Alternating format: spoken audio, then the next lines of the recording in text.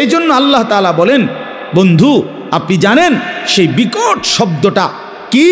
সেটাই কিয়ামত, সেটাই ইসরাফিলের ফু। একদিন ইসরাফিল ফু দিবে, আর গোটা পৃথিবীর মধ্যে ভূমিকম্প শুরু হবে, আর গোটা সৃষ্টি জগৎ একসাথে ভাঙতে শুরু করবে। ভাইবা দেখেন, এক মুহূর্তে ভেবে দেখেন, এই প্যান্ডেলের সবগুলো লাইট ভাঙতেছে, খুঁটিগুলো ঠাস ঠাস করে পড়ে যাচ্ছে, স্টেজটা ভাঙ্গা পড়ে গেছে, প্যান্ডেলের কাপড়গুলো তছনছ করে ছিঁড়ে গেছে। তখন কি পরিমাণ একটা ভয়ানক পরিস্থিতি হবে এটা একটু ভাবেন। আর এইবার ভাবেন, সাত আসমান চুরচুর করে ভেঙে যাচ্ছে, কোটি কোটি কোটি কোটি তারকারাজি খসে খসে পড়ছে, সাগর নদীর পানিগুলো টকবগে উৎখাইতেছে, পাহাড়গুলো তুলার মতো উঠতেছে, মাটিগুলো রেজা রেজা পাউডার পাউডার হয়ে গেছে, গোটা কায়নাত ভাঙচুর চলছে। কি হবে তখন? ইজা সামাউন ফাতারাত ওয়া ইদাল কাওয়াকিবুন তাসারাত ওয়া ইদাল বিহারু ফুজ্জিরাত ইজা সামাউন শাক্কাত ওয়া আদিনাত লিরাব্বিহা ওয়া হুক্কাত ইজা শামসু কুవ్విরাত ওয়া ইদাল কাওয়াকিবুন তাসারাত। এভাবে বারবার আল্লাহ বলছে, বান্দা গোটা জমিন ভেঙে যাবে, আসমান ভেঙে যাবে, পাহাড় উড়ে যাবে, পানি উড়ে যাবে, গোটা সৃষ্টি তছনছ হয়ে যাবে। কি হবে তখন? ইয়াউমা ইয়াকুনুন নাসু কাল ফারাশিল মাবসুস। কোন পতঙ্গের দিকে, কোন লাইটের কাছে ওই সাদা সাদা পতঙ্গ, উলু উলু যেগুলো কই আমরা, উলু যেমন চারদিক থেকে দৌড়ায় দৌড়াইয়া এই লাইটের দিকে, আলোর দিকে, আগুনের দিকে আয়সা ঝাঁপাইয়া পড়ে, যে যেদিক থেকে পড়ে দৌড়াইয়া আয়সা ঝাঁপ দিয়া দিয়া পড়ে। আল্লাহ তাআলা বলে, এই সেদিন ইসরাফিল ফু দিলে, কিয়ামত যখন শুরু হবে, জমিনের ভূমিকম্প শুরু হবে, চারিদিকে যখন ভাঙচুর শুরু হবে, তো কোটি কোটি কোটি মানুষ এরকম বিক্ষিপ্ত পতঙ্গের মতো যে যেদিকে পারে ছুটাছুটি করে দৌড়তে দৌড়তে হাঁফাইয়া গিয়া যে যেখানে পড়ে যাবে সে সেখানেই মরে যাবে। তাকুনুল জিবালু কাল ইহনিল মানফুস। সবগুলো পাহাড়, উঁচু জায়গা ধুলিত ধুনিত তুলা তুলা ধুনাইলে, অর্থাৎ লেফ তোষক বানাইবার আগে তুলারে যেরকম মেশিন দিয়া বা লাঠি দিয়া বাইরে ধুনায়, এগুলারে এইভাবে ধুনিত তুলা যখন উঠতে থাকে, পাহাড়গুলো এভাবে উঠতে থাকবে। আল্লাহ বলেন, এরই মাঝে সব শেষ হয়ে যাবে, ইসরাফিলের ফু শেষ হবে, দ্বিতীয়বার আবার ফু দিবে, হাসরের ময়দান কায়েম হবে। আম্মা মান সাকুলাত মাওয়াজিনুহু, আর সেই হাসরের ময়দানে মিজানের পাল্লায় আমলনামা রাখলে যার নেকি ভারী হবে, গুনাহ হালকা হবে, ফাহুয়া ফি আইশাতির রাদিয়া, সে সন্তুষ্টিময় জীবন জান্নাতেই বসবাস করবে। ওয়া আম্মা মান খাফফাত মাওয়াজিনুহু, আর মিজানের পাল্লায় যার আমলনামার নেকি হালকা হবে, গুনাহ ভারী হবে, ফা উম্মুহু হাভিয়া ওয়া মা আদরাকা মা হিয়া নারুন হামিয়া। আল্লাহ তাআলা বলেন, তার ঠিকানা হবে নিকৃষ্ট জাহান্নাম, হাভিয়া নামক জাহান্নাম, যেই জাহান্নামে প্রজ্বলিত ধাউ ধাউ করে আগুন জ্বলবে। নবীজি বলছেন, তোমাদের দুনিয়ার আগুনের চাইতে 70 গুণ বেশি তীব্র গরম জাহান্নামের আগুন। সেই আগুনেই তাকে ফেলে দেওয়া হবে, সেই আগুনেই সে জ্বলে ভস্য ছাই হয়ে যাবে। বন্ধু আমার, বাপ আমার, চলেন জিন্দিগি আখেরাতের ফিকির করি। যুবক, আবারও বলি, নামাজ পড়ো, আখলাক ভালো রাখো, চরিত্রহীন হইও না, লম্পট হইও না, নারীর ফান্দে পইরো না, মোবাইলের আসক্ত হইও না। বাবাদেরকে বলি, সুদের লেনদেন, ঘুষের লেনদেন, হারামের লেনদেন ছাড়েন, চা দোকানের আড্ডা ছাড়েন, বিড়ি সিগারেটের বদভ্যাস ছাড়েন, গুনার রাস্তা ছেড়ে দিয়ে শেষ হায়াত আল্লাহর জিকির, কোরআনের তেলাওয়াত, নামাজ রোজা বন্দিগির মধ্যে কাটান। দিনকে ভালোবাসেন, মসজিদকে ভালোবাসেন, মাদ্রাসাকে ভালোবাসেন, কোরআনকে ভালোবাসেন, তালেবে এলেম ওলামায়ে কেরামের সাথেই আজীবন সম্পর্ক রাখেন। আল্লাহ আপনাদেরকে তৌফিক দেন, কবুল করেন, আমিন। জিন্দিগি কতটা দ্রুত চলে যায়। ইয়াতাকারাবুজ জামান। রাসূলুল্লাহ সাল্লাল্লাহু আলাইহি ওয়াসাল্লাম তিনি হাদিসের মধ্যে ইরশাদ করেছেন, কিয়ামতের পূর্বে সময় খুব সংক্ষিপ্ত হয়ে যাবে, করিব করিব মানে কাছাকাছি হয়ে যাবে। মনে হবে একটা বছর একটা মাসের মতো, একটা মাস একটা সপ্তাহের মতো, একটা সপ্তাহ একটা দিনের মতো, এরকমই। এই মনে করেন কয়েকদিনের পরে শুনবেন যে রমজান চলে আসছে, শুনবেন ঈদ চলে আসছে। তো এইটাও এরকম। এই তো সেদিন আমরা মসজিদে বসছি, মাদ্রাসা হচ্ছে আলহামদুলিল্লাহ, এখন 9 বছর চল। আল্লাহ তাআলা এই মাদ্রাসা ভরপুর কবুল করেন। মৌলানা মুফতি ইমরান ভাই, উনি আমার অনেক মহব্বত করে। আমি জানি যে উনি এখন আমার নাম ঘোষণা দিতে গেলে 5 মিনিট লাগাইব, অনেক কিছু কইব আমার লাগে। এই জন্য মৌলানা যাতে আমার নামটা বলতে না পারে, এই কারণে আমি ঘোষণা দিতে দেই না। মানে আমি খুতবা পড়ে বলছি ইচ্ছা করে মাইক চালুর আগে। অর্থাৎ আমি চাচ্ছিলাম আসলেই আমরা এই মাদ্রাসার সাথে আলাদা কোনো পরিচয় করে দেওয়ার কিছু নাই। বাহরুল উলুম এই মাদ্রাসার প্রথম থেকেই আমরা, আমার শায়েখ আরিফ বিল্লাহ হাকিমুন নফস আল্লামা মুফতি মুশতাকুন নবী কাসেমি, প্রথম থেকেই বলা যায় আমরা মাদ্রাসারই পরিবারের সদস্য আলহামদুলিল্লাহ। এজন্য আমরা দোয়া করি আল্লাহ তাআলা এই মাদ্রাসাকে ভরপুর কামিয়াবি দান করেন। মুআজ্জাজ হাজিরিন, একেবারে অল্প একটু সময়,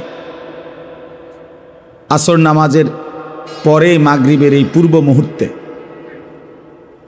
এই সামান্য একটু সময়ে আমি আপনাদের সামনে কোরআনুল কারীমের একটি সূরা, ছোট্ট সূরা 30 নম্বর পারা 101 নম্বর সূরা, এই সূরাটি তেলাওয়াত করেছি। সূরাটির মধ্যে 11টা আয়াত, ছোট্ট ছোট্ট আয়াত, এই যে মাত্র পড়লাম, শুনলেন আপনারা। এই সূরার তরজমা এবং সামান্য কিছু কথা আমরা এই সূরার আলোকে আরজ করতে চাই ইনশাআল্লাহ। উপযুক্ত লম্বা বয়ান, এই মাহফিলে অনেক বুজুর্গ ওলামায়ে কেরাম আসবেন, বয়ান করবেন। বিশেষ করে আমার শায়েখ আসবেন, বয়ান করবেন, এবং আরও অনেক ওলামায়ে কেরাম বয়ান করবেন। এজন্য আপনারা ধারাবাহিকভাবে পুরা বয়ান মনোযোগ দিয়ে শুনবেন। বিশেষ করে নওজোয়ান ছেলেরা, তোমাদেরকে বলি ভাই, কোনো ব্যক্তি বিশেষের জনপ্রিয়তায় বয়ান শুনো না, তাইলে তেমন উল্লেখযোগ্য ফায়দা হবে না। অর্থাৎ এই বক্তা একটু জনপ্রিয়, ওই বক্তা একটু অপরিচিত, এগুলো কোনো বিষয় না। বিষয় তো হেদায়েত বিষয়, নিজের জীবনের পরিবর্তন মূল বিষয়। এটা আসলে আমরা অনেক সময় বুঝি না। নিজের পরিবর্তন দরকার, আর পরিবর্তন কোরআন সুন্নাহ থেকে হয়। কোরআনুল কারীমে আল্লাহ তাআলা বলছেন, যালিকা হুদাল্লাহ ইয়াহদি বিহি মান ইয়াশা। আল্লাহ তাআলা বলেন, এই কোরআনই হচ্ছে আমি আল্লাহর পক্ষ থেকে হেদায়েত। আমি যাকে ইচ্ছে করি এর দ্বারাই, মানে এই কোরআনের দ্বারাই হেদায়েত দিয়ে থাকি। তাহলে কোনো ব্যক্তির দ্বারা না, এখানে কোরআনের দ্বারা আল্লাহ তাআলা তিনি ইচ্ছে করলে হেদায়েত দিয়ে থাকেন। এজন্য কোনো ব্যক্তি বিশেষের মূল না, বরং আল্লাহর কোরআন, রসুলের সুন্নাহ। এজন্য সমস্ত উলামায়ে কেরাম এখানে সকলেই উপযুক্ত আলেমদের নাম বয়ান করবে। আপনাদের সবার কাছে অনুরোধ, কষ্ট করে যারা নিয়ত করে আসছেন, নওজোয়ান ছেলেরা, বাবারা, ভাইরা, সবাই পুরা বয়ান মনোযোগ দিয়ে শুনবেন। একটা মাহফিলের ইন্তজাম করতে অনেক পেরেশানি করতে হয়। এই মাহফিল, এই প্যান্ডেল, এই পোস্টার, মাইক, হ্যান্ডবিল, প্রচার প্রচারণা, ওলামায়ে, আমার মাদ্রাসায় আগামী 14 তারিখ মাহফিল।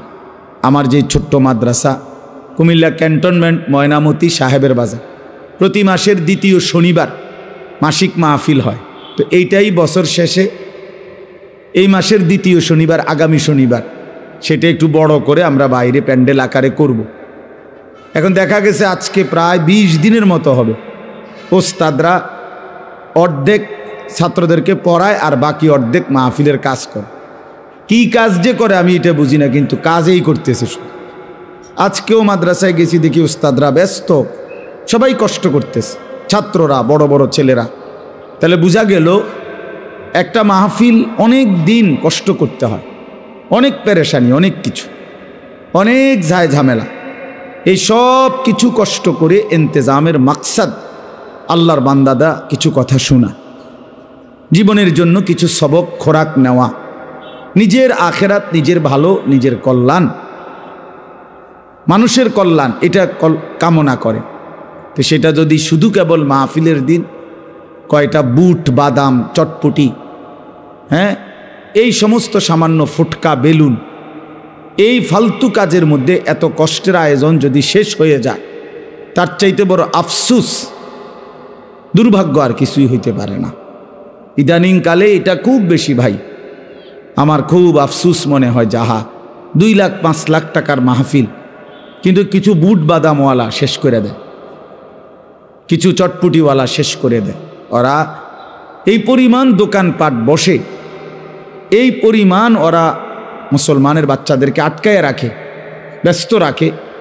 বাচ্চাগুলো আল্লাহর কোরআন শুনতে পায়, কদ্দুর শোনে, কদ্দুর হাঁটে, কারো একটু সুর ভাল লাগলে দৌড় দিয়ে আসে, কারোর একটু জোরে আওয়াজ শুনছে যে স্লোগান দিছে, হ্যাঁ মনে মনে গরম পরিস্থিতি, তো আবার দৌড়ায় আসে, আবার দৌড় দেওয়া জায়গা।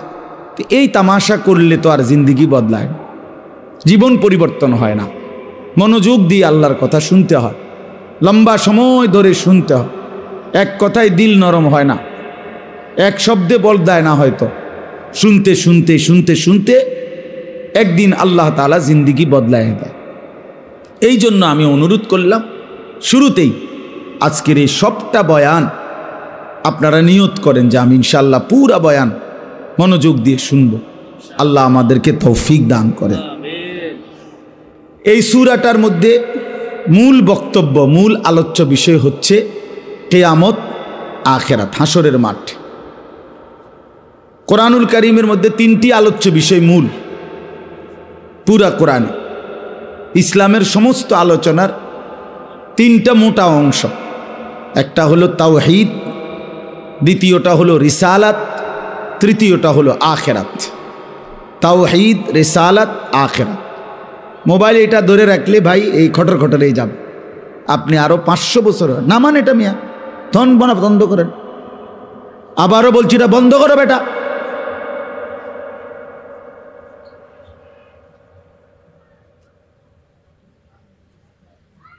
যতক্ষণ মোবাইল হাতে ধরা থাকে অতক্ষণ এই মানুষটার ফিকির এটার ভিতরেই থাকে। এক বিন্দু, একটা শব্দ সে কিছু বোঝে না, একটা লাইন কথা তার নিজের জন্য সে নেয় না।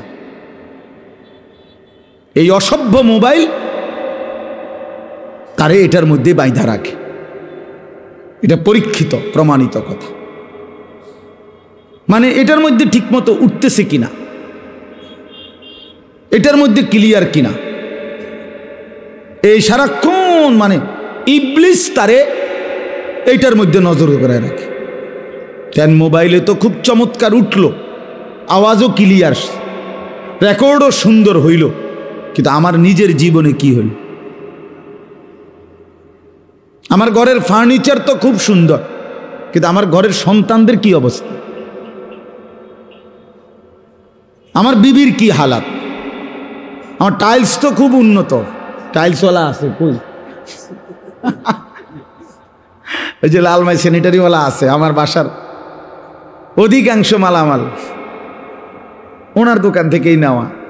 তো এই জন্য বললাম টাইলস তো অত্যাধুনিক, স্যানিটারির মালামাল তো খুব অত্যাধুনিক, কিন্তু আমার স্ত্রীর আখলাক, আমার ছেলের আখলাক, আমার মেয়ের আখলাক। খাট তো 1 লাখ টাকা দাম, ছেলে তো সারা রাত ওই খাটে শুয়ে মোবাইলে উলঙ্গ ছবি দেখে। সোফা তো 2 লাখ টাকা দাম, কিন্তু বিবি বাচ্চা তো ওই সোফাতে বসে প্রতিদিন টেলিভিশনে নাচ গান নর্তকীর ছবি দেখে। তো এই অর্জনটা কি? জীবনের অর্জন কি তাইলে? খাট না মানুষ? এক মানুষের জিন্দিগির সফলতা ফার্নিচার না সন্তান, স্ত্রী সন্তানের উত্তম জিন্দিগি? বলেন। বুঝেন নাই আমার কথা? কামিয়াবি কোনটা? তাইলে আজ আমরা বুঝছি খাট পালং আর সোফা ফার্নিচার, ইট বালু আর সিমেন্ট, বিল্ডিং আর দালান, এটা যত সুন্দর করা যায়, যত অত্যাধুনিক, যত মজবুত, কিন্তু স্ত্রী সন্তানের আখলাক একেবারে পচে যাক, নিকৃষ্ট হয়ে যাক, এই নিয়ে কোনো মাথা ব্যথা। লোকটা ঘরের বাড়িঘরের সব কিছু দামি, সব উন্নত, সব মজবুত, কিন্তু পরিবারের মানুষগুলো চূড়ান্ত নাফরমান। ছেলেটা কোনোদিন ফজরের নামাজ পড়ে না, মেয়েটা কোনোদিন পর্দা করে না, স্ত্রী কোনোদিন পর্দা করে না, ঘরে প্রতিদিন নাচ গান নাটক সিনেমা চলে, আয় রোজগার সব সুদের টাকা, ঘুষের টাকা, কিস্তির টাকা, লোনের টাকা, হারামের টাকা। তো এ কি অর্জন হইল ভাই? খাটে না অর্জন হইল। মানুষ কই? আখলাক কই? আখেরাত কই? কবর কই?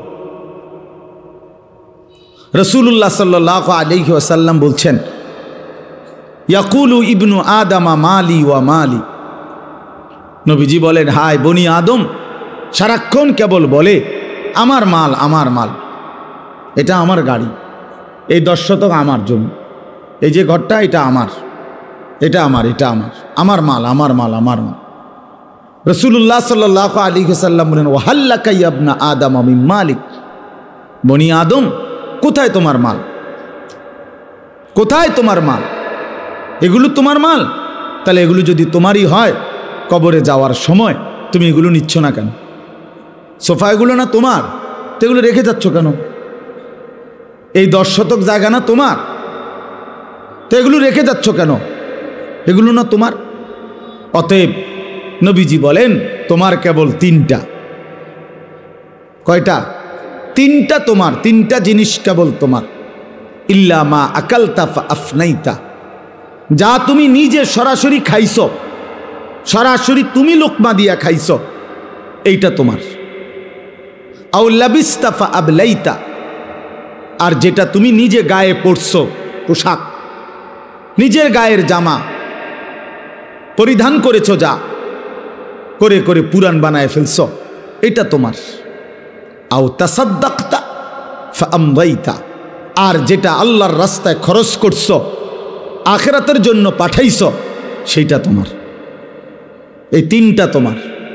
তোমার নিজের বক্ষণকৃত খাবার, তোমার নিজের পরিধানকৃত পোশাক, আর তোমার দানকৃত খরচকৃত আল্লাহর রাস্তায় সম্পদ। ওমা সিওয়া যালিকা, এই 3টি ব্যতীত বাকি সব ফাজাহিবুন, তোমার থেকে চলে যাবে। ওয়া তারিকুহু লিন্নাস, এবং তুমি নিজেই মানুষের জন্যই রেখে যাবে,